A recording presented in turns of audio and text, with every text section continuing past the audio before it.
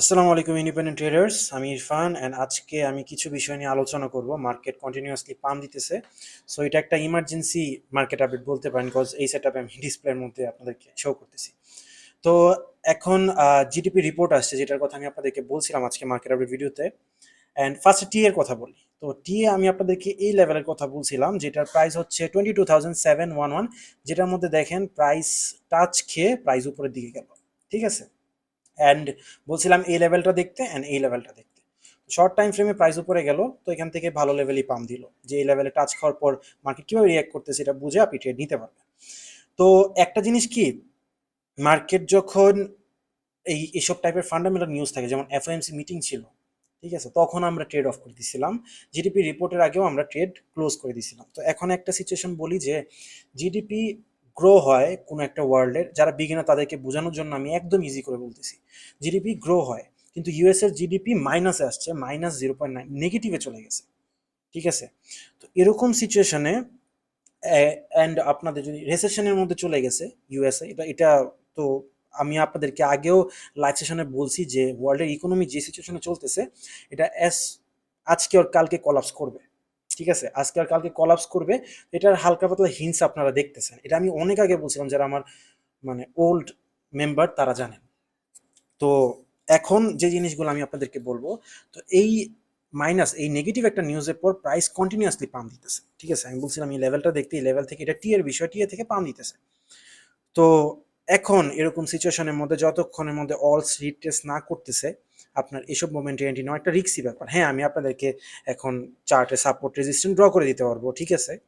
And এখান থেকে যখন প্রাইস পাম্প গেল, ঠিক আছে, পাম্প গেল এই লেভেল থেকে, তখন হ্যাঁ আমি, ঠিক আছে, আমি ট্রেড নিতে পারতাম, বাট এত লেভেলের না যে পরিমাণ পাম্প এখন বিটকয়েনে আসতেছে। এখন আমি আপনাদেরকে একটা সিনারিও বলি। তো জিডিপির এরকম সিচুয়েশন যখন ক্রিয়েট হয় যে ভাই এখন তো জিডিপি মাইনাসে চলে গেছে, তো এটার সিচুয়েশনটাকে হ্যান্ডেল করার জন্য যে কোনো গভর্নমেন্ট মানি প্রিন্ট করে। ঠিক আছে, এখন ইউএসএ যদি ডলার প্রিন্টিং বাড়ায় দেয়, তাহলে এটার ইনফ্লেশন পুরো ওয়ার্ল্ডে যাবে। কেন ওয়ার্ল্ডে যাবে? কারণ আমাদের কারেন্সি, বাংলাদেশি টাকা অথবা পাকিস্তানি কারেন্সি, সব কিছুর পিছনে কিন্তু ইউএস ডলার ব্যাকড করা, গোল্ড না, কিন্তু ইউএস ডলার ব্যাকড করা। তো ইউএসএ যদি দুমায় লেভেলের মানি প্রিন্ট করে, তাহলে এই ওয়ার্ল্ডের সব জায়গাতে ইনফ্লেশন ছড়া যাবে, যেটা ইউএসএ কন্টিনিউয়াসলি করে আসছে তাদের ইকোনমিকে ধরে রাখার জন্য। তো এখন যদি এটাও করে, তাহলে আমাদের যে এফএমসি মিটিংটা গেল, যেটার মধ্যে যে আমাদের নিউট্রাল পজিশনে ছিল, অ্যান্ড আমাদের কিন্তু ইনফ্লেশন রেটটা অলরেডি হাই, তাহলে ইনফ্লেশন কিন্তু আরো বেড়ে যাবে। মানি প্রিন্টিং হলে কি, ইনফ্লেশন আরো বেড়ে যাবে। তো এটা বাজে সিচুয়েশন না? তো এখন কি করবে ইউএস গভর্নমেন্ট? এখন জাস্ট ফোকাস করতে হবে যে যাতে তারা ইনফ্লেশনটাকে কমায় আনতে পারে। ঠিক আছে, সেই সিচুয়েশনের জন্য এখন ইউএস কি ডিসিশন নেয়, এটার জন্য আমাদের নিউজ অ্যান্ড আদার থিংস গুলাতে ফোকাস রাখা উচিত। বাট এখন একটা জিনিস বলবো, এত কিছু নেগেটিভ নিউজের মাঝখানেও প্রাইস পাম দিচ্ছে। এখন এই লেভেলগুলোতে সাস্টেইন করতে পারে কিনা, এটা আমরা কবে বলতে পারবো? মানডেতে বলতে পারবো যে আমাদের মার্কেট কি লেভেলের মুভমেন্ট দিচ্ছে। ঠিক আছে, এখন ঠিক আছে, আমি এই লেভেল পর্যন্ত আসার পরও প্রাইসকে আমি এত লেভেলের পাম্প আমি এক্সপেক্ট করি নাই, চলে গেছে পাম্প। এখন যখন বিটিসি একটা লেভেল অনুযায়ী লেভেলের মধ্যে সাস্টেইন করতে পারবে, তখন আমি বলতে পারবো হ্যাঁ প্রাইস আপার লেভেলে গেল।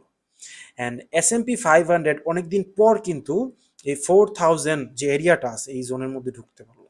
ঠিক আছে, অ্যান্ড এটা বুলিশ মুভমেন্টে দিতেছে, যেটা যেটা একটা আনএক্সপেক্টেড বিষয় ছিল। ঠিক আছে, তো এই যে ফান্ডামেন্টাল ফ্যাক্টরসগুলা, এই জিনিসগুলো আমাদের মাথায় রেখে আমাদের ট্রেড করা উচিত। ঠিক আছে, তো আমার একটা লাইভ সেশন ছিল যেটার মধ্যে আমি জাস্ট ইকোনমিক্যাল বিষয়গুলো নিয়ে কথা বলছিলাম। তো ওইটা যারা শুনেছিলেন, তাও আজকে হয়তো বা ওই প্রেডিকশনটা একটু পরিমাণ মিলাইতে পারতেছেন যে আমি কি বিষয়গুলো বলছি। আমি এত বেশি ডিপে বলতে চাই না, কারণ অনেকেই নিউ, অনেকেই এইসব বিষয়গুলো নিয়ে আইডিয়া কম। তো প্রত্যেকটা বিষয় মাথায় রাখবেন। আমি জানি এই ভিডিওটা অনেক বোরিং লাগবে আপনাদের কাছে, বাট শিখার অনেক বিষয়গুলো আছে, যে এখানে মার্কেট কিভাবে রিয়াক্ট করতেছে, এটা ফ্যাক্টর না। একটা জিনিস, এখন অনেক কয়েন পাম্প দিতেছে, এগুলা দেখে গ্রিড হবেন না। গ্রিড না হয়ে আমার লেভেলগুলোতে আসার জন্য বিটিসিকে অবজার্ভ করেন। লেভেলগুলোতে আসুক, ওর মানডেতে বিটিসি কিভাবে প্লে আউট হইতেছে, বিটিসি তার রেজিস্ট্যান্ট ব্রেক করে সাপোর্ট কনফার্ম করতেছে কিনা, ওই জোনগুলোতে আপনারা হোল্ড করেন। অ্যাকচুয়ালি এটি হচ্ছে ট্রেডিং স্টাইল। ঠিক আছে, বিটিসি রিট্রেস করুক, রিট্রেস করার পর তখন ট্রেড নেওয়া। ধুপধাপ করে এন্ট্রি নেওয়া, ধুপধাপ করে প্রাইস অনেক পাম্পড, ওই সিচুয়েশনের মধ্যে ট্রেড নেওয়া কোনো ওয়াইজ ডিসিশন না। আমি আপনাদেরকে একটা এক্সাম্পল দিই, যেই এক্সাম্পলটা আমি আমার প্রিমিয়াম মেম্বার দিয়েছিলাম। যে মনে করেন বাংলাদেশে একটা সিচুয়েশন, হঠাৎ করে একটা পেঁয়াজের দাম মনে করেন 20 টাকা ধরে নিলাম।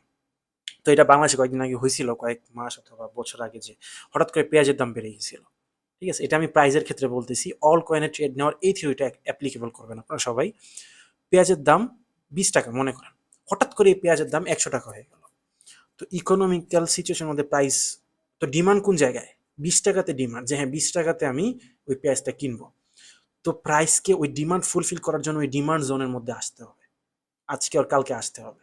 তো প্রাইস ওই উপর লেভেল থেকে ওই ডিমান্ড জোনে আসবে আজকে আর কালকে, অ্যান্ড দেন আস্তে আস্তে 20 টাকা থেকে 25 টাকা, 26 টাকা, ধূপ করে 100 টাকা হয়ে যাওয়া, এটা একটা আনহেলদি পাম্প।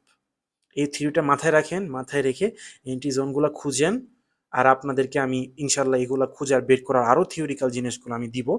এই জিনিসগুলো ভাই ফ্রিতে আমি আপনাদেরকে দিতেছি, এগুলা মানুষ আরো অনেক প্রাইস, অনেক ডলার চার্জ করে দেন এগুলো শিখাবে। তো এই জিনিসগুলো মাথায় রাখেন, রেখে আপনি ওই ওয়েতে ওইভাবে নিজের মাইন্ডটাকে প্রিপেয়ার করেন, দেখবেন ট্রেডিংয়ে আপনার কখনো লস হচ্ছে না। ঠিক আছে, রিস্ক ম্যানেজমেন্ট ফলো করেন, পোর্টফোলিও ম্যানেজমেন্ট ফলো করেন। তো আজকের মার্কেট আপডেটটা আপনাদের কাছে বোরিং লাগতে পারে, বাট এটা অনেক অনেক কিছু শেখার আছে আজকের এই ভিডিওটা থেকে। তো ভিডিওটাতে আমি লাইকের এইম রাখতেছি 200টা, বেশি রাখবো না। কমপ্লিট করে দিন অ্যান্ড কমেন্ট সেকশনে আপনাদের ওপিনিয়ন জানান। Thank you so much. আজকের মার্কেট আপডেট পর্যন্তই। আসসালামু আলাইকুম ট্রেডার্স।